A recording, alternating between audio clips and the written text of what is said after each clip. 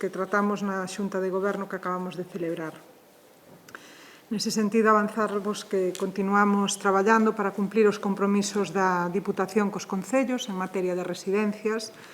E na Xunta de hoxe aprobamos a adxudicación de 3 dos 5 lotes que conforman o contrato para poder dotar de equipamento o Centro de Atención a Maiores que vai a estar aberto no Concello de Navia de Suarna.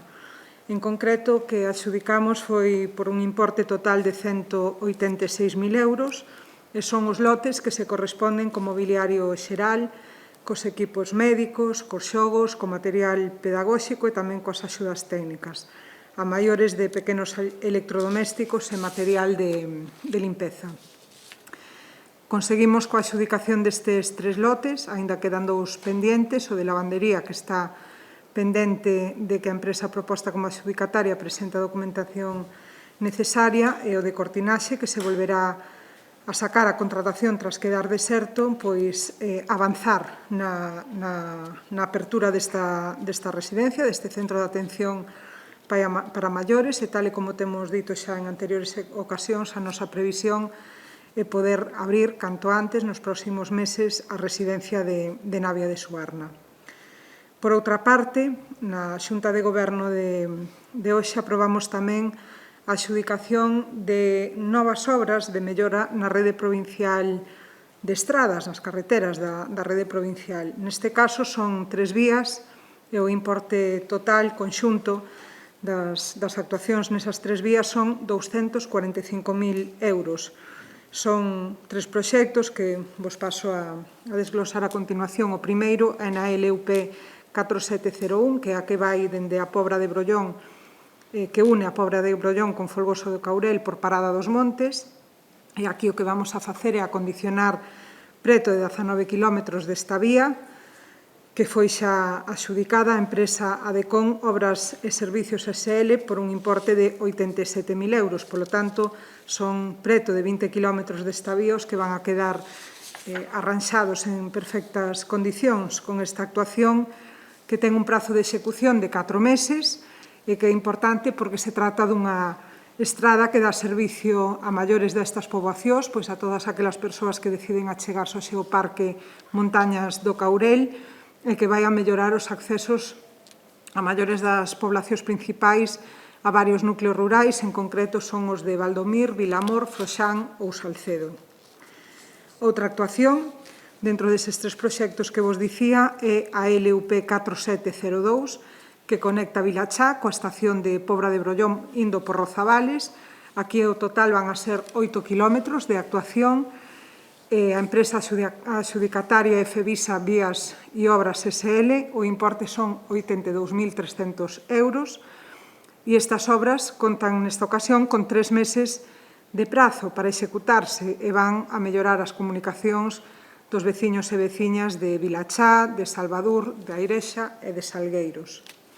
E o último deses 3 proxectos é a estrada LUP 5705, que é a que conecta Mazadoiro e San Martiño da Torre entre Sarria e o Páramo, que resultou adxudicataria a empresa Construcciones Leonardo Miguel e CSL. O importe son 75.700 euros e o prazo de execución nesta ocasión é máis longo, son 9 meses, e é un proxecto para a mellora dun treito de 5 kilómetros. Esta estrada é importante porque conecta arredor de 15 núcleos de poboación da comarca de Sarria e dá acceso a diferentes explotacións gandeiras e agrícolas, polo que as obras van a supor un importante beneficio para toda a veciñanza. E tamén relacionado coa dotación e mellora de infraestructuras da provincia, na Xunta de Goberno, pois vimos de aprobar a modificación do proxecto de urbanización do polígono industrial de Cospeito, que estamos acometendo dende a Deputación de Lugo con un investimento próximos aos 1,3 millóns de euros.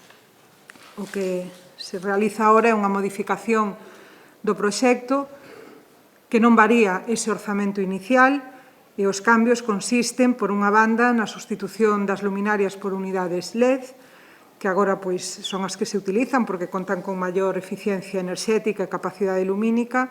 E tamén, por outra banda, se vai a facer esta modificación no que se refire á dotación dunha conexión directa coa glorieta existente na entrada da localidade de Feira do Monte, co que se vai a mellorar a accesibilidade a este polígono.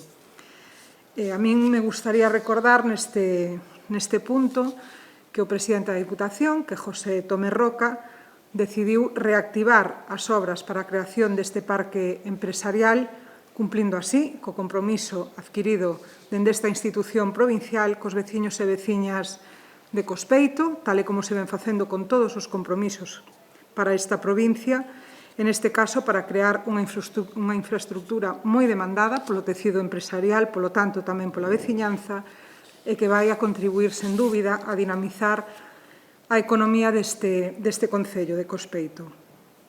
Noutra orde de asuntos que tratamos tamén nesta Xunta de Goberno, dicirvos que aprobamos a adxudicación do contrato para o suministro de medicamentos veterinarios e de material sanitario veterinario e outros produtos de uso veterinario tamén para a xestión sanitaria da Granxa Galloso Castro, e aquí contamos con un importe de 26.800 euros neste contrato de adxudicación, e o prazo que nos vai a durar este contrato é dun ano, que poderemos prorrogar por outro máis. E en relación coa Granxa Galloso Castro, dicirvos que tamén seguimos avanzando en moitos traballos que se están realizando na Granxa para poñer a disposición de todos os gandeiros desta provincia tanto avances tecnolóxicos como avances en estudios médicos e sanitarios, sempre en colaboración coa universidade. Outro dos asuntos que se aprobaron na Xunta de Goberno desta mañá foi a resolución definitiva da concesión de subvencións en réxime de concorrencia competitiva que estaban destinadas ás entidades asociativas, ás asociacións sen ánimo de lucro, que se atopan no territorio das reservas da biosfera, Terras do Miño e Ancares lucenses, para poder desenvolver e poñer en valor así o patrimonio natural, cultural e paisaxístico destes territorios no presente ano, na anualidade de 2021. Nese sentido, recordar que a través da nova liña de axudas que se puxo en marcha neste ano se concederon un total de 83.000 euros de subvención a 23 entidades que están traballando precisamente nestes dous territorios, nas dúas reservas, que contan cunha xestión que se leva a cabo dende a Deputación de Lugo e que teñen como obxectivo precisamente desenvolver ese territorio e facer actuacións e proxectos vinculados ao medio ambiente e ao medio rural, como poden ser dende o mantemento de rutas de sendeirismo, iniciativas para a difusión da biodiversidade, accións formativas ou obradoiros que teñen tan boa acollida e, ademais, son tan necesarios entre a poboación, tanto para asentala como para crear conciencia de protección deste territorio. E, por último, xa para rematar, dicirvos tamén que aprobamos a licitación do contrato para a prestación do servicio de control de calidade das obras e actuacións da Deputación por un importe de 175.000 euros e por unha duración de 2 anos que poderán ser prorrogables por outro máis, é dicir, para chegar ata os 3. E pola miña parte, nada máis. Calquera pregunta que teñades, encantada de poder contestar. Sí. Cando prevede salir o Benavide? Nos próximos meses. Sí, en todo caso, entre finais deste ano e comenzos do ano que ven, porque, as datas de Nadal a veces dificultan polos festivos e porque tamén as persoas, se queren pasar o Nadal cos familiares, non hai ningún inconveniente para que se incorporen ao centro a principios de ano. Que número sería esta? Esta sería a número 7. 7. Porque temos Ribadeo.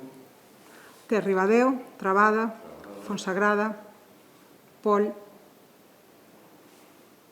Vamos a Termeira. Espera, falta Castroverde e Pedrafita, que xa están. Castroverde e Pedrafita, sí. Castroverde e Pedrafita. Vamos a Termeira e vamos a Ternavia. Están as dúas aí a puntiño. Cuáles son? Meira e Navia. Sí, vai a depender un pouco dos diferentes trámites, pero están as dúas a punto de abrirse xa. As dúas serían as próximas. Sí, en calquera caso. Xa, entón vamos a 9. Sí. Claro, se ten máis dúas. Sí. E iso que soy inmediato. Bueno, estáis